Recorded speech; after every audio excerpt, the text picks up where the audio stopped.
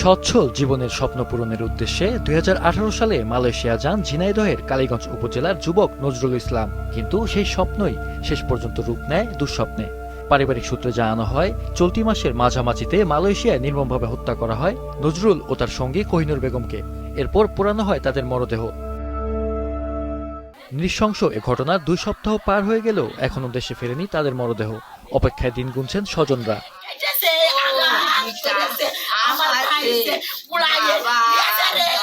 ছেলের মৃত্যুর খবরে বাকরুদ্ধ নজরুলের মা। বারবার হারাচ্ছেন জ্ঞান।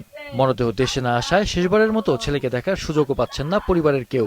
গোবরডাঙ্গা গ্রামের সাধারণ কৃষক পরিবারের ছোট ছেলে নজরুল ২০১৮ সালে জীবিকার সন্ধানে মালয়েশিয়া যান।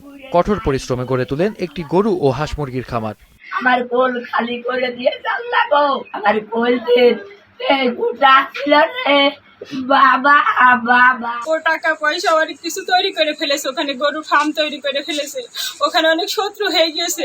আমার ভাই ওই মালিকের যে কোনো কায়দায় আমার ভাই মেরে ফেলে দিয়েছে। ২০২৬ সালের শুরুতে কোহিনুর বেগমের সঙ্গে পরিচয় ও পরে প্রেমের সম্পর্ক গড়ে ওঠে নজরুলের। পরে নজরুলের অসুস্থতার খবর পেয়ে কোহিনুর মালয়েশিয়া যান। নতুন জীবনের স্বপ্ন দেখেছিলেন তারা, কিন্তু সেই স্বপ্ন বেশি দিন টিকল না। গত ১৪ এপ্রিল রাতে দুর্বৃত্তরা প্রথমে তাদের কুপিয়ে হত্যা করে এবং পরে আগুনে পুড়িয়ে দেয়। তারা কুপিয়ে হত্যা করে এবং তাদের পেট্রোল ধরে তারা মেরে দরজা আটকে তারা জানালা দিয়ে ভাগ দিয়ে বেরিয়ে আসে। আমার ভাইটা নির্যাতিত যন্ত্রণায় মারা গেছে এই দেশে। ওই দেশের সরকার যেন আমার ভাইটাকে আমার পৌঁছে দেয় আমার দেশের মাটিতে। পরিবার জানায়, হত্যার আগে নজরুল তার খামারের গরু বিক্রি করে দেশে ফেরার প্রস্তুতি নিচ্ছিলেন, কিন্তু সেই প্রস্তুতি শেষ যাত্রার প্রস্তুতি হয়ে দাঁড়ায়। আর এখন মরদেহ দেশে না আসায় শেষ বিদায়ের প্রস্তুতিটুকু নিতে পারছেন না স্বজনরা। কিছুদিন যাবৎ সে ভয় করতেছিল যে তার হয়তো মানুষ ক্ষতি করতে পারে। সেই জন্য সে আমাদেরকে বলেও গিয়েছিল ফোন কলে যে আমার যদি কোনো ক্ষতি হয়, এই 2টা মানুষকে তোমরা জেনে রাখবা যে এরাই আমার ক্ষতি করছে।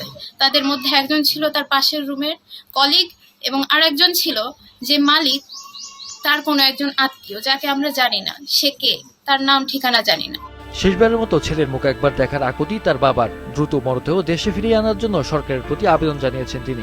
আমার ছেলে যে ক্ষতি করেছে তাদের আমি সঠিক বিচার চাই, লাশটা আমি দেশের মাটিতে আনতে পারি সেই ব্যবস্থাটা আপনারা করে দেবেন। এই নৃশংস হত্যাকাণ্ডের ঘটনায় ক্ষোভে ফুঁসে উঠেছে এলাকাবাসীও। বাংলাদেশ সরকারের কাছে আমার আকুল আবেদন, আমাদের ভাই এবং ভাই বোনরা যেন আমাদের কাছে ফিরিয়ে দেয় এবং আমরা ওই মালিকের দৃষ্টান্ত শাস্তি চাচ্ছি। যেহেতু ঘটনাটি বিদেশে ঘটেছে, তাই এই বিষয়ে সংশ্লিষ্ট মন্ত্রণালয় বা ডিসি অফিস থেকে পরামর্শ নেওয়ায় যুক্তিযুক্ত বলে জানান পুলিশের কর্মকর্তা। মালয়েশিয়া মারা গেছে, আমাদের থানায় কোনো কিছু নেই, এগুলো হয়তো ডিসি অফিস পরামর্শ নিতে পারে বা সংশ্লিষ্ট মন্ত্রণালয় পরামর্শ নিতে পারে যে কীভাবে লাশটা তারা আনবে। আমাদের এ বিষয়ে কোনো অবগত নয়, আমরা এই বিষয়ে জানি না কীভাবে আসবে।